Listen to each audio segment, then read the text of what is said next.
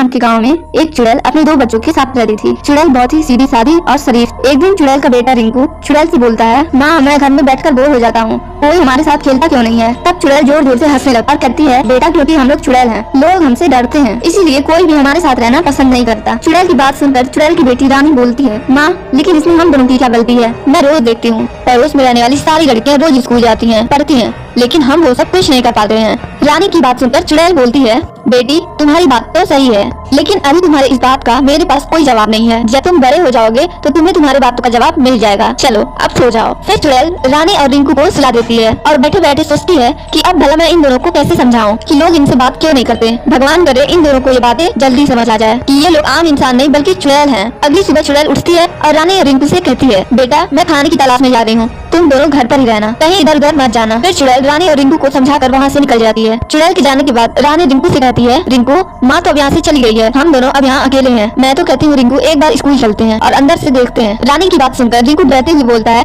नहीं नहीं मैं कहीं नहीं जाऊंगा, माँ को अगर पता चला तो वो मार मार कर बुरा हाल कर देंगी, मैं तो कहीं नहीं जाता, तुझे जाना है तो तू जा। तब रानी हंसते हुए कहती, कितना डरपोक है तू, अच्छा तो मैं अकेले ही जाती हूँ, और हाँ लेकिन माँ को तुम कुछ मत बताना। इस तरह रानी रिंकू को चुड़ैल को कुछ भी बताने से मना कर देती है और स्कूल देखने के लिए चली जाती है। स्कूल के अंदर पहुंचकर रानी बाहर खुश हो जाती है और कहती है, अरे वाह ये स्कूल तो बहुत खूबसूरत है, बच्चे कितने खुश हैं और कितने नए नए कपड़े पहने हैं, काश मैं भी यहाँ पढ़ पाती। अभी वहाँ स्कूल का गार्ड आ जाता है और रानी को देखकर घबरा जाता है और कहता है, चुड़ैल का बच्चा अरे भागो रे भागो, अपने अपनी जान बचा के भागो, देखो स्कूल में चुड़ैल घुस गई है, ये मार डालेगी हम सबको। गार्ड की बात सुनकर सब लोग यहाँ वहाँ भागने लगते हैं। ये बात स्कूल के प्रिंसिपल को भी पता चलती है और वो भी वहाँ आ जाते हैं और बोलते हैं, कहाँ है चुड़ैल, इतनी देर से हंगामा मचा रखा है, ये स्कूल है, थोड़ा डिसिप्लिन में रहो। तभी प्रिंसिपल की नजर रानी पर पड़ती है। पहले तो रानी को देखकर प्रिंसिपल भी घबरा जाते हैं, लेकिन फिर संभलते हुए बोलते हैं, क्या हुआ बेटी, तुम यहाँ क्यों आई हो, क्या चाहिए, बोलो। प्रिंसिपल की बात सुनकर रानी बोलती है, अंकल मैं भी स्कूल में पढ़ना चाहती हूँ, मुझे भी इस स्कूल में पढ़ना है। रानी की बात सुनकर प्रिंसिपल सोच में पड़ जाता है और कुछ देर सोचने के बाद बोलते हैं, ये तो बहुत अच्छी बात है, लेकिन यहाँ पढ़ने के लिए पहले यहाँ नाम लिखवाना पड़ेगा और अपने माता पिता को यहाँ लेकर आना पड़ता है। तुम ऐसा करो, यहाँ से अभी जाओ और कल किसी बड़े के साथ यहाँ आना। इस तरह प्रिंसिपल के समझाने के बाद रानी वहाँ से चली जाती है। चुड़ैल रानी का घर पर ही इंतजार कर रही होती है।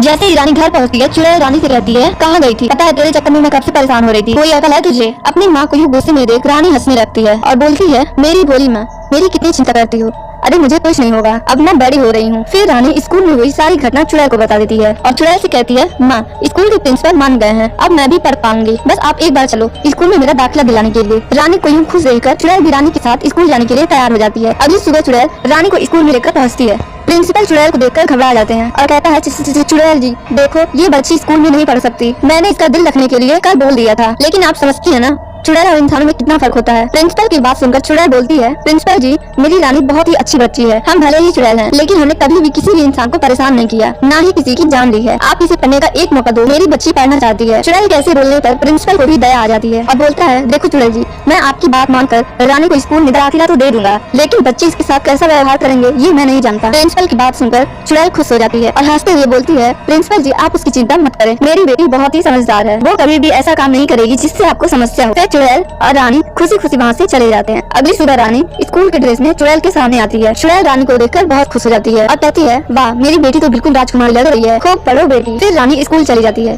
स्कूल में सारे बच्चे रानी से दूर बैठते हैं। रानी को कुछ समझ नहीं आ रहा होता कि सारे बच्चे उससे दूर क्यों बैठते हैं। ये देख रानी एक बच्चे के पास जाती है। बच्चा जोर जोर से रोने लगता है और रोते हुए कहता, बचाओ ये चुड़ैल मुझे मार डालेगी, ये मेरे पास आ रही है, इसे दूर करो मुझसे। बच्चे की रोना सुनकर स्कूल के कुछ टीचर भी वहाँ आ जाती हैं और गुस्से में बोलती हैं, ये हमारे प्रिंसिपल भी ना ज्यादा महान बनने के चक्कर में सब गड़बड़ कर देते हैं, बताओ अब इनकी वजह से हमें अब चुड़ैलों को भी पढ़ाना पड़ेगा, हम अब इसी लायक रह गए हैं क्या। ये सब देखकर रानी बहुत उदास हो जाती है और रोते हुए कहती है, टीचर जी मैं तो बच्चों से सिर्फ दोस्ती करना चाहती थी, मैंने इन्हें नहीं डराया है, ये खुद ही डर गए हैं, मैं भी तो इनके जैसी ही हूँ। रानी की बात सुनकर दूसरी टीचर बोलती है, तुम हम सबके जैसे बिल्कुल नहीं हो, तुम चुड़ैल हो और हम इंसान, इसलिए तुम इन बच्चों से दूर ही रहो, तुम यहाँ हो तो सिर्फ प्रिंसिपल की वजह से, क्योंकि वो तुम्हें पढ़ने दिए, बस अब यहाँ से जाओ। टीचर की बात सुनकर रानी बहुत दुखी हो जाती है और वहाँ से रोते रोते चली जाती है। घर पर चुड़ैल उसका इंतजार कर रही होती है। रानी को यूँ रोता देख चुड़ैल उसके पास जाती है और बोलती है, क्या हुआ रानी बेटी, क्यों रो रही हो, किसी ने तुम्हें कुछ कहा क्या, बताओ मैं अभी जाकर उसे मजा चखाती हूँ, बस तुम रोना बंद करो। चुड़ैल की बात सुनकर रानी रोते रोते उसे सारी बात बताती है। ये सुनकर चुड़ैल गुस्से में आ जाती है और गुस्से में बोलती है, मेरी प्यारी बेटी को रुलाया, मैं उन दुष्टों को छोड़ूंगी नहीं, कल ही उन्हें मजा चखाऊंगी। अगर हम चुड़ैल हैं तो क्या हुआ, हमने किसी का कुछ नहीं बिगाड़ा, लगता है उन दुष्टों को चुड़ैल की ताकत दिखानी ही पड़ेगी। अगली सुबह चुड़ैल रानी के साथ उसकी स्कूल जाती है। चुड़ैल गुस्से में और भयानक लग रही होती है, उसे देखकर सब घबरा रहे होते हैं। चुड़ैल रानी के स्कूल टीचर के पास जाती है और उसे गर्दन से पकड़कर उठा लेती है और कहती है, तुम्हें शर्म नहीं कहती तुम तो टीचर हो,